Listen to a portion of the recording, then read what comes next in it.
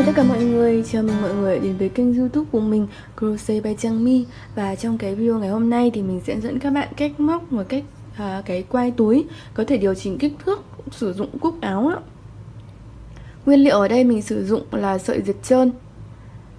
Các bạn có thể thay thế bằng các loại sợi khác tùy theo cái sản phẩm chính của các bạn, cái thân túi của các bạn nhé. Cúc để làm cái nút điều chỉnh nhé. Thì cái kích thước của cúc ấy thì nó sẽ tùy thuộc vào cái loại sợi của các bạn. Thì các bạn xem ở cái phần sau ấy, cái lúc mà móc được một đoạn rồi ấy, mình sẽ hướng dẫn các bạn là chọn cúc phù hợp. Kim khâu mình sử dụng là kim 2.5mm.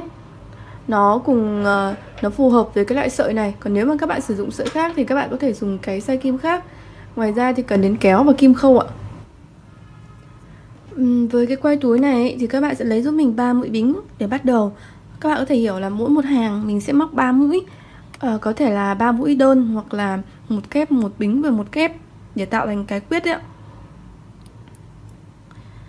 Thì cái phần đầu tiên là mình gây 3 mũi bính nhé. Thì cái đoạn chỉ thừa ở cuối này các bạn để dài một chút, để sau đó thì mình sẽ khâu khuy và dấu chỉ nữa. Thì các bạn cứ để dài nó ra nhé. Sau đó thì các bạn sẽ tạo mũi bính này.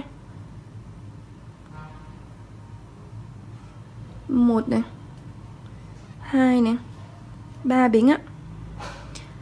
Hàng thứ nhất thì các bạn sẽ móc giúp mình là mũi đơn ạ. Thì mình sẽ đi lên thêm một mũi bính nữa. Coi là một đơn vào cái mũi đầu tiên này. Thì các bạn sẽ móc sang mũi thứ hai kể từ kim này là một mũi đơn ạ. Sau đó sang bên này mình cũng móc một mũi đơn. Sang hàng thứ hai thì là một bính đi lên, coi là một đơn vào mũi đầu. Các bạn quay đầu này, móc vào cái mũi thứ hai một đơn.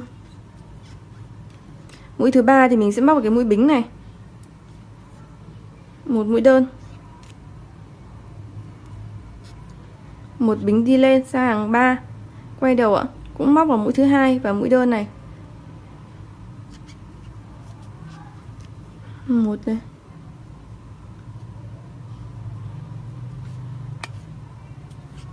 2 này. Mỗi một hàng mình phải đủ 3 mũi nhé. Sau đó lên hàng thứ tư. Hàng thứ tư thì các bạn sẽ đi giúp mình là 2 mũi bính. 2 mũi bính này sẽ coi là một mũi kép vào mũi đầu tiên.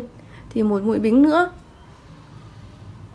Quay đầu cách một mũi móc vào cái mũi bính ấy, một mũi kép. Sau đó lại lặp lại thêm 3 hàng mũi đơn nhé.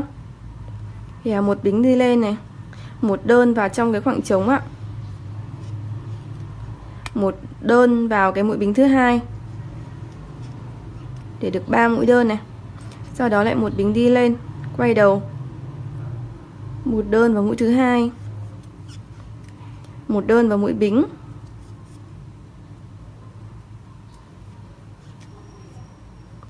một bính đi lên, quay đầu, một đơn vào mũi thứ hai, một đơn vào mũi bính.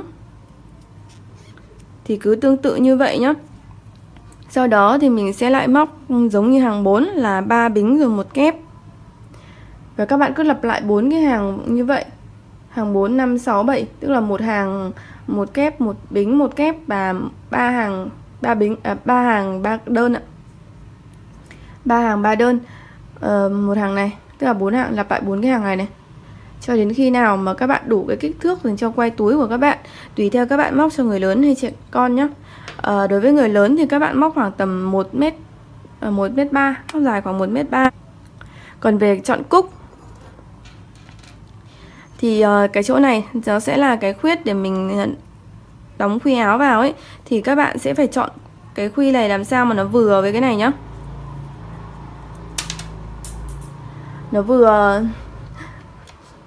Nó vừa với lại cái khuyết này ạ. Nếu mà các bạn dùng sợi to hơn, cái lỗ của nó to hơn thì các bạn cũng sẽ phải dùng cái khuy to hơn. Ở đây cái khuy này đường kính của nó là 1,5 cm. Đây là sau khi mà mình móc xong cái phần quai túi đấy ạ. Thì các bạn lưu ý khi đo là cái này nó có hơi giãn một chút nhá. Thì các bạn lúc đo các bạn cũng hơi kéo nó ra một chút. Bởi vì cái quai này nó chịu sức nặng của túi thì nó sẽ hơi kéo căng ra một chút chứ nó không trùng như thế này ạ. Cuối cùng thì các bạn sẽ đi một cái đường viền xung quanh cái quai này giúp mình.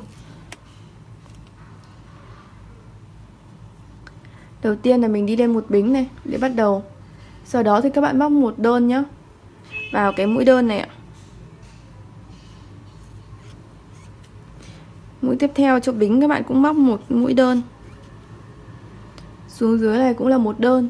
Nếu mà một đơn ở đầu hàng ấy thì các bạn cứ móc giúp mình là một đơn tương ứng thôi. Còn ở đầu hàng mà là một kép hoặc là 2 bính thì các bạn sẽ móc giúp mình là 2 mũi đơn. Thế là 1 2. Xuống dưới này là 1. Hàng tiếp theo là 1. Hàng tiếp theo cũng là 1. 1 2.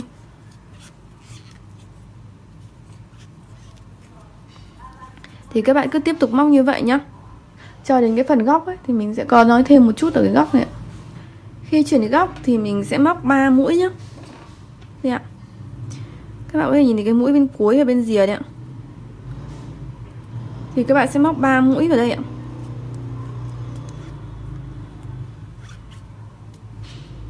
Một này,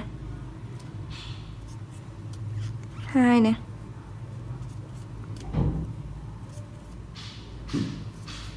3 này. Sau đó thì sẽ móc một đơn vào cái mũi ở giữa.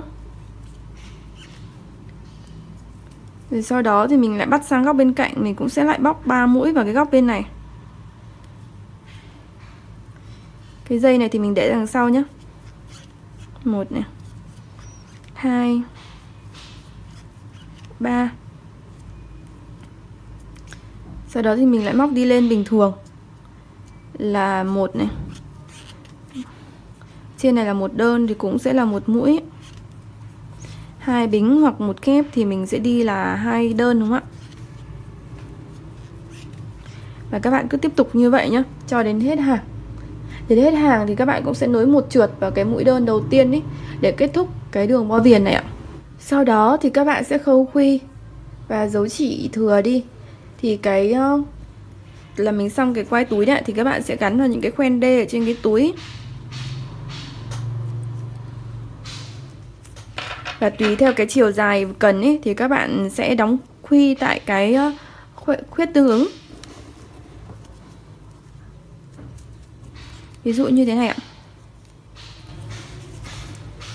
Như vậy là mình đã hoàn thiện xong cái quai túi, có thể điều chỉnh được kích thước như thế này rồi ạ. Thì chúc các bạn thành công nhé. Và đừng quên like, share và subscribe kênh YouTube của mình Crochet by Trang My nếu các bạn thích những cái video của mình. Cảm ơn các bạn rất là nhiều ạ.